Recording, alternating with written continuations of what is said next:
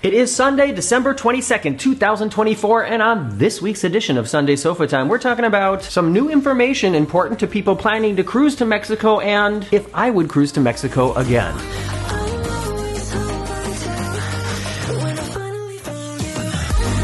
Oh my gosh, it's almost Christmas. Are you ready? Because of so many things that have happened here in the last, I want to say 30 days. I'm actually kind of not ready. I'm very behind, and I feel a sense of impending doom that some people are not going to get the things that they expect from me by Christmas. But Christmas is very often a stressful time for everybody, and I'm trying to just sort of go with the flow. I'm Morgan from the very unofficial travel guides. I've been making travel videos for over 15 years of popular and not so popular tourist destinations to give you a very honest, unofficial look at what it's like to be there. And one of the exciting things that have happened to me in the last 30 days is my new book, Places Please, has been released. This is over 200 pages of stories about my life working as a musical theater performer around the world, and also a travel guide with tips about visiting Miami, how to ride the tube in London, where are the best restaurants in New York, what it's like to work in a circus. Pick up a copy. It's available as a paperback or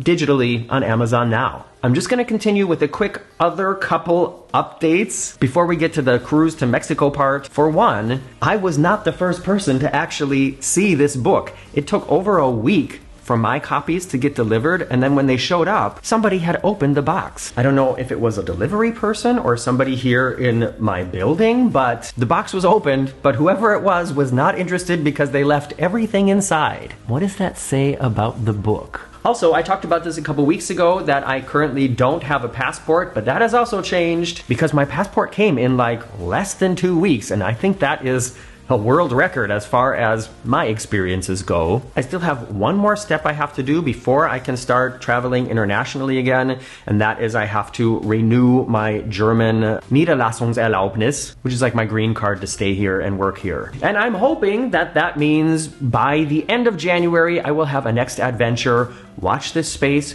You know I will tell you all about it as soon as it gets planned. Now let's talk about Mexico.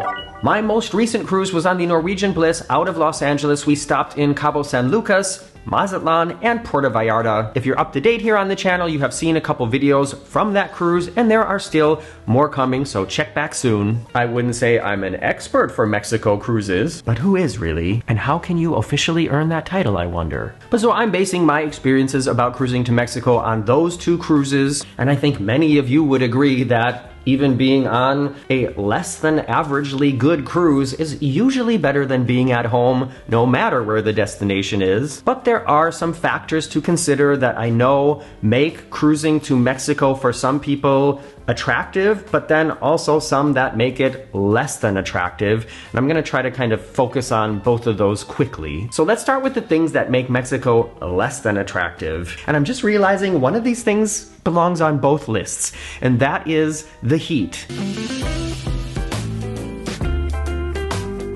Many Mexican ports are in areas where the temperature on the average is warmer than it is in other places. And especially if you're cruising there in the summer months, it's going to be hot. This is a plus and minus. Some people love baking out in the sun. Marcus and I enjoy that kind of weather because here living in Northern Europe doesn't usually get that warm, not that crazy warm and humid in the summer. And so in a way, it's fun to us to experience this, even though it's uncomfortable for us too, but it's fun to be like, this is so hot, let's try to remember what this is like in January. But I know some people, some of you out there, some of my friends have a really hard time when the heat is above a certain number, and especially if the humidity is up there too. So that might be a reason why you wouldn't be interested in cruising to Mexico, or especially wouldn't be interested in cruising to Mexico during certain months. So that's the point that I think some people will say that's a reason to go to Mexico,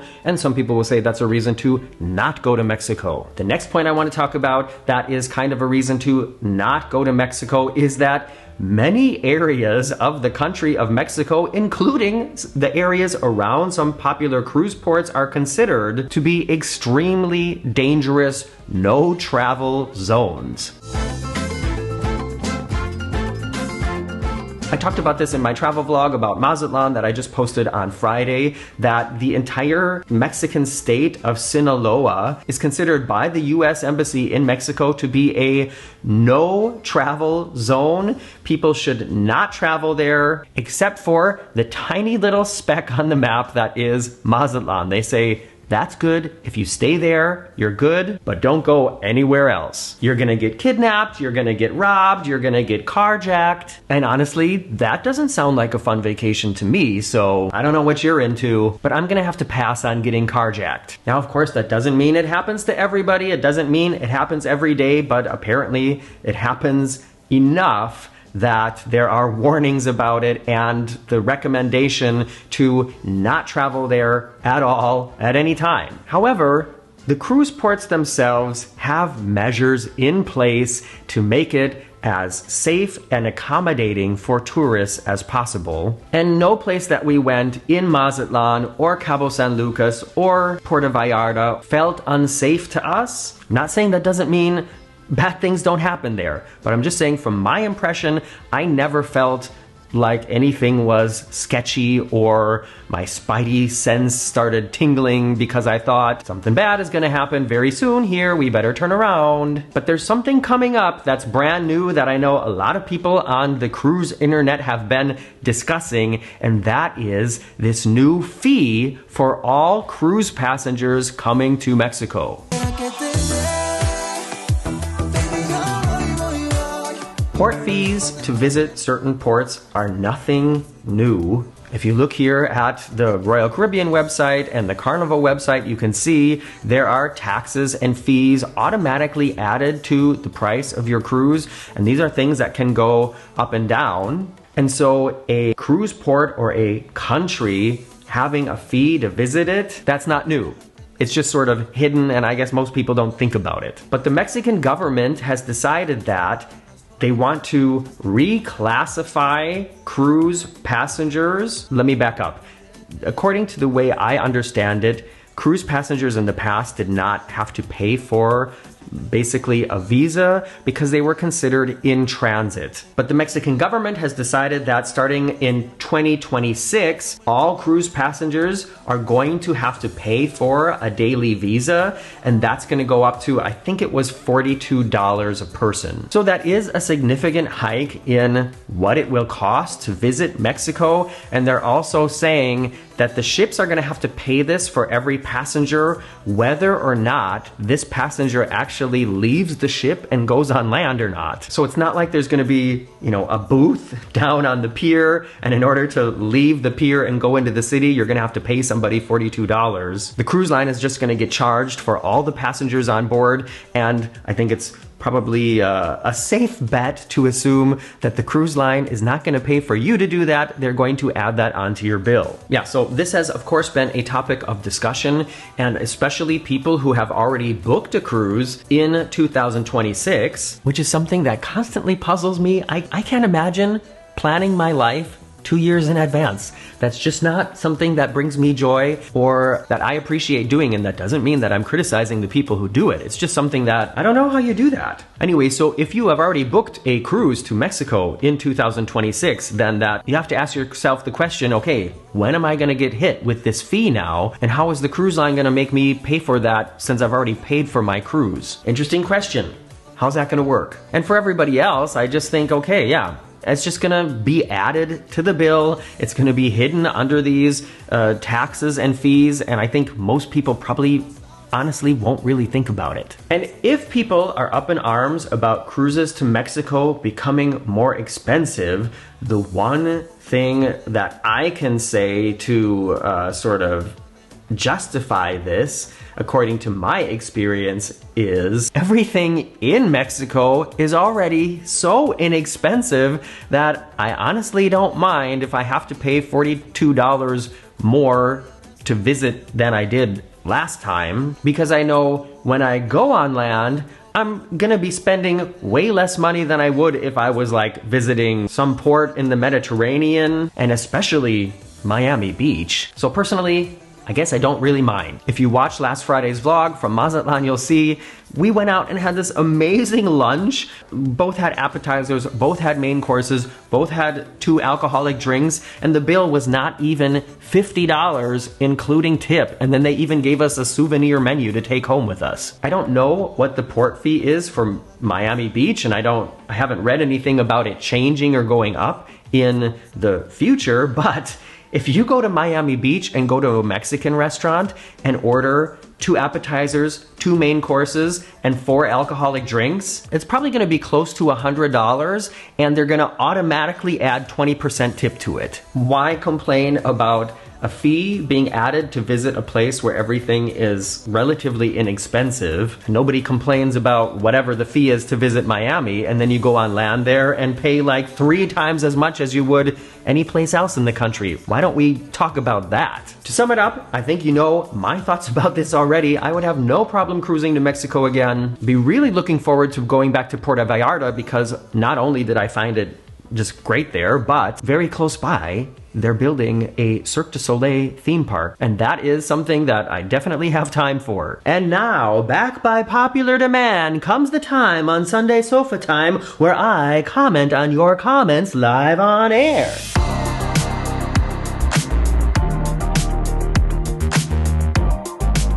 On my most recent video, Is Cruising to Mazatlan Dangerous? Karen Hill asked the question, do you ever get any of the local currency to use while you're in port? I haven't yet, but keep feeling like I should. This is a good question, and the answer is I usually don't anymore, because nowadays you can pay with your credit card everywhere, and that's just so much easier than getting foreign currency that you know you're not going to use all of, and then having, you know, like 100 Mexican pesos sitting around until the next time you go to Mexico. And if we're speaking about Mexico specifically, every port in Mexico will accept US dollars. So if you're coming from the US, or if you have US dollars from some other trip, that's fine. The only times that I wish I did have some like bills or coins from the local currency is when I want to tip somebody, or especially if you're out and about and want to use like a public bathroom. You almost always have to pay for those in places like Mexico, the Caribbean, especially in Europe. And if you don't have any local currency, that's complicated. Next comment was on my video comparing Royal Caribbean to NCL. It's from Sue Leliver. Sue writes, no judgment, just a question. Are you drinking chocolate milk in Coke? No, it's not Coke, it's coffee. In the video, I show myself pouring chocolate milk into a cup of coffee to make myself a mocha. But I can understand how Sue thought it might be cola, because it's in like a tall, like a water glass that you can see through. And of course, that's not usually the thing that you use to drink coffee, but because I like to mix a coffee with the chocolate milk to make a mocha, then I put it in a big glass. And the final comment is from Summer B, who was one of the first people to read the entire new book. And I'm just gonna go through this now to give you an impression of what somebody thought of it. My highlights were the backstage stories and the look behind the scenes, how hard this business could be. I love theater and musicals, and I also waited at the stage door, so I love to see the other side and get to know how the business works. What surprised me were your really personal stories, including a special woman friendship, wink wink. You made your audience feel like a good friend you talk to, not afraid to show feelings and failures in such a great way. And I love the Letterman story. I immediately watched it on YouTube. Yeah, so just to interject there, I got pranked by David Letterman, and it almost made me lose my job. I'm not going to tell you any more details about it. Read the book. That made me laugh, besides a lot of other funny moments. And I hope you'll get to know the story of meeting the love of your life in part 2. Honestly, I can't wait. Thank you so much for writing that. That feedback just makes me feel so good about finally finishing this project, and to know that the time you spent sitting down reading it brought joy to you and made you think and reflect and laugh, of course. And to all the people out there now who have already ordered and perhaps already read through the book, you can do me a huge favor by taking 2 minutes and just go and write any kind of review on Amazon. And the best reviews are the ones that would give a potential reader an idea of what they can expect inside the book. Of course, I appreciate any review. It's all helpful. A lot of the reviews on getting stitches were more kind of like personal greetings to me, which I love to read as well, but that doesn't really help somebody who might be considering buying it decide if they want to get it or not. You know what I mean? So the next time I sit down here on the red sofa, it's going to be past Christmas. I hope you all have a happy holiday season. Try not to be too stressed. Remember the things that are really important, and it's not how much money you spend on someone, unless of course, you know, the money is spent on a cruise or a trip to Disney World. I'm kidding, am I? Thanks so much for spending this part of your Sunday or whatever day it is you watch this with me, and I'm just really happy that you've been here this year all together. I'm Morgan from the Very Unofficial Travel Guides, and I hope to see you back here soon. Bye-bye.